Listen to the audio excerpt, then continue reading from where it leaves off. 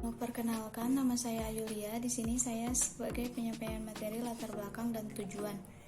Untuk latar belakang, sekarang ini kebanyakan orang menggunakan sistem operasi Windows sebagai sistem operasi di komputer mereka.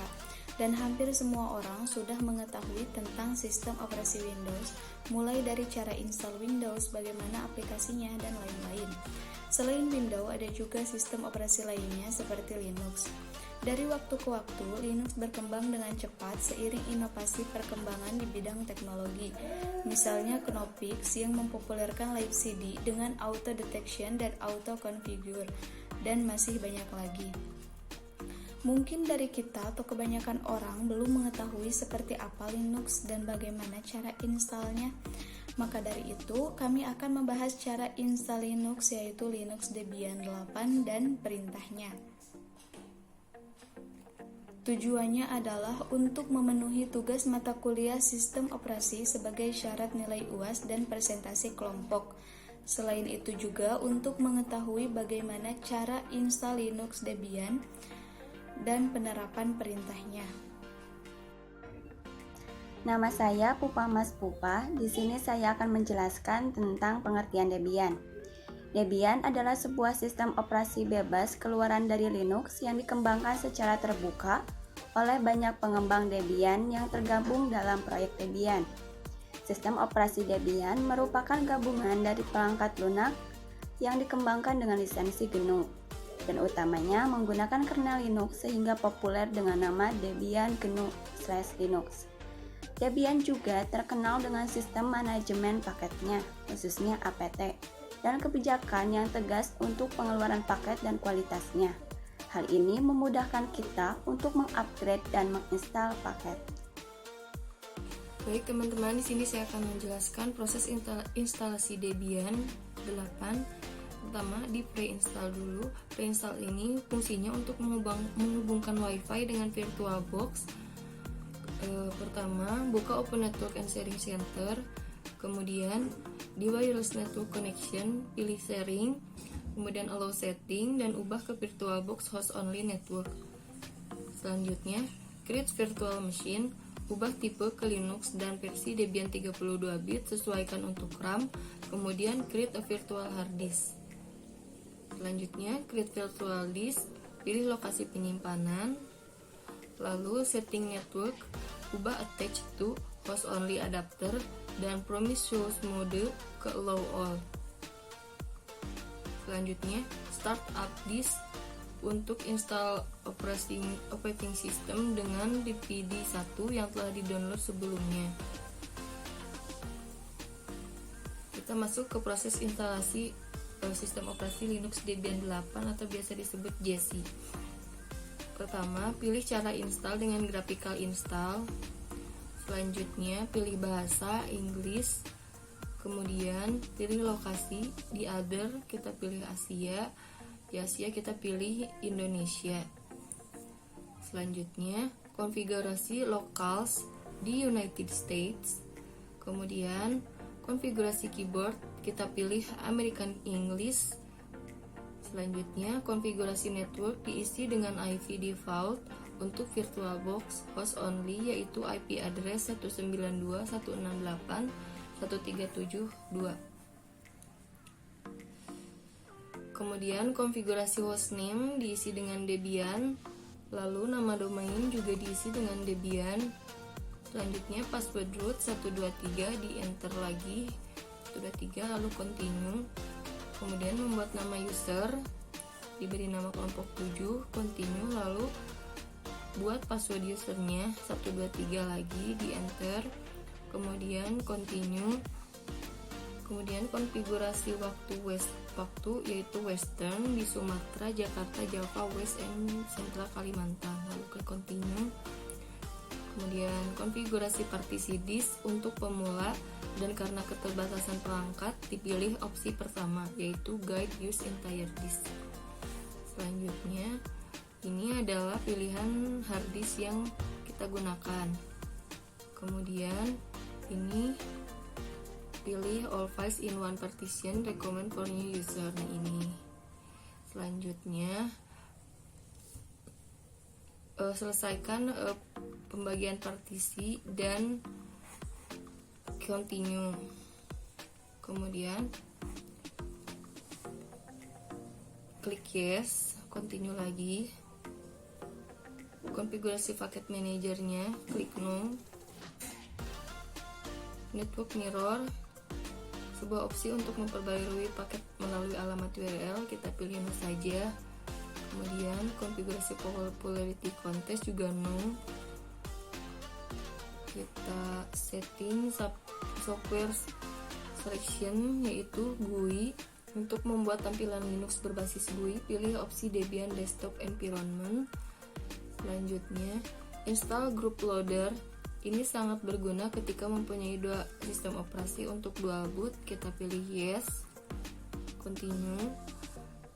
Lalu memasang grup bootloader pada hard disk. Selanjutnya, finish instalasi atau instalasi diselesaikan. Baik, sekarang kita masuk ke bagian setelah instalasi. Seperti biasa, karena kita memakai GUI, pertama login, terus cari aplikasi terminal, kemudian login kembali ke super user dan menggunakan perintah su. Nah, setelah itu kita masukkan repository dari DVD1 dengan menggunakan apt strip cd-rom add. Kemudian install paket yang dibutuhkan. Sama untuk DVD2, sebelumnya eject dulu untuk DVD1, kemudian DVD2 masukkan. Setelah itu apt strip cd-rom kembali dan seterusnya hingga ke DVD ketiga. Setelah itu kemudian update dengan perintah apt strip get update untuk mengetahui apa saja yang akan ditambahkan. Kemudian untuk menambahkan atau mengubah isi repository dengan perintah nano/etc/apt/source.list. Nah, di sini terdapat beberapa repository yang sudah kita tambahkan tadi. Ada DVD 1 sampai 3. Kemudian saya juga menambahkan dari URL yang lain seperti repository remastersys, kemudian security, hasil update, kemudian dari kambing.ui. Kemudian untuk mengubah banner login dengan perintah nano/etc/motd. Nah, untuk perintah konfigurasi IP address, pertama seperti biasa login su, kemudian ketik password dan tuliskan perintah nano/etc/network/interface. Nah, su sendiri untuk login ke super user atau admin. Kemudian perintah yang tadi yaitu untuk edit konfigurasi IP address. Di dalam file etc/network/interface, di sana awalnya terdapat hanya auto io, ifs io inet loopback. Kemudian kita tambahkan auto ethernet 0 atau ETH 0, kemudian ifs ETH 0 inet static. Nah, auto ETH 0 itu otomatis untuk mendeteksi port Ethernet. Kemudian pada ifs inet static mengaktifkan konfigurasi pada Ethernet 0. Kemudian kita tambahkan address 192.168.137.2. Itu adalah alamat IP untuk user. Kemudian kita tambahkan netmask itu 255.255.255.0, yaitu menggunakan subnet max IP kelas C. Kemudian kita tambahkan network 192.168.137.0, yaitu untuk network untuk IP user. Kemudian ada broadcast 92.168.137 192.168.1.255 alamat broadcast, kemudian ada gateway 192.168.137.1 yaitu sebagai alamat IP penghubung antara IP lokal dan internet. Kemudian ada DNS name server 888. Jadi kita mengambil domain name servernya dari Google Public DNS yang telah disediakan Google Public DNS. Kemudian setelah selesai kita Ctrl X, kemudian pilih ya, kemudian enter. Nah, itu untuk meng-save. Kemudian sekarang kita restart network dan perintah /etc/init.d/networking restart. Nah, setelah itu kita melihat perubahan yang terjadi, yaitu dengan perintah if config. Di sana terdapat beberapa yang berubah dari IP, dari broadcast, netmask. Lanjut, kita coba tes koneksi, yaitu dengan cara ping google.com. Maka muncul sebagai berikut. Jika belum tersambung, itu akan terdapat warning, yaitu host unreachable. Sekarang lanjut ke konfigurasi IP address. Di sini terdapat perintah dasar yang digunakan. Yang pertama, apt-get install untuk menginstal program atau yang sudah ada pada library atau repository. Kemudian apt-get update untuk mengupdate sistem atau repository yang sudah ditambahkan sebelumnya. Kemudian ada apt-get upgrade untuk mengupgrade sistem atau repository. Kemudian ada perintah cd untuk berpindah directory. Kemudian cp untuk mengcopy file atau directory. Kemudian ada aptitude, itu high level packet manager. Nah, biasanya ini manajemen paket yang lebih baik daripada apt.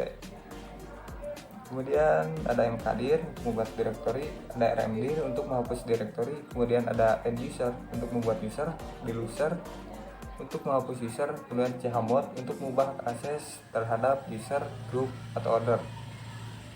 Kemudian ada ls untuk melihat list directory yang aktif.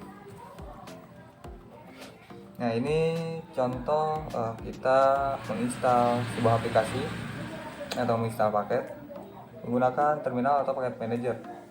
Contohnya seperti ini. Jadi saya menggunakan yang high level paket manager menggunakan aptitude. Kita aptitude install MySQL. Nah, di sini MySQL tidak ditemukan, tapi untuk mengikuti paket tersebut akan perintahnya di sini menghapus beberapa paket-paket yang telah terinstall sebelumnya. Kemudian continue dan seterusnya sampai selesai. Kemudian untuk yang kedua menggunakan via paket manager masih sama, yaitu menginstal php myadmin dan perintah aptitude. Nah, di sini new packet will be installed. Itu ada Apache dan sebagainya. Kemudian ada upgrade. Nah, di sini kita disuruh memasukkan DVD binary 1 yang telah kita download sebelumnya untuk menginstal aplikasi PHP myadmin ini. Kemudian kita menginstal menggunakan paket GUI. Nah, di sini kita menginstal Squash AFS. Kemudian yang kedua kita menginstal game. Coba untuk menginstal game, tampilannya seperti ini. Baik, itu penjelasan dari saya setelah proses instalasi. Sekian, terima kasih. Saya Alma Mailani. Di sini saya akan membacakan kesimpulan dan saran. Kesimpulannya yaitu selain sistem operasi Windows, sistem operasi Linux, sangat dibutuhkan karena Linux bersifat stabil dan open source, sehingga mahasiswa bisa mengembangkan sistem operasi sendiri dan juga sebagai bahan pengetahuan bagi mahasiswa agar mengenal Linux dari dasar-dasarnya. Selanjutnya yaitu saran. Dari pemaparan di atas, jika kita ingin menguasai Linux lebih, maka kita benar-benar belajar dan berlatih sistem operasi Linux secara langsung, baik itu dual boot atau secara virtual.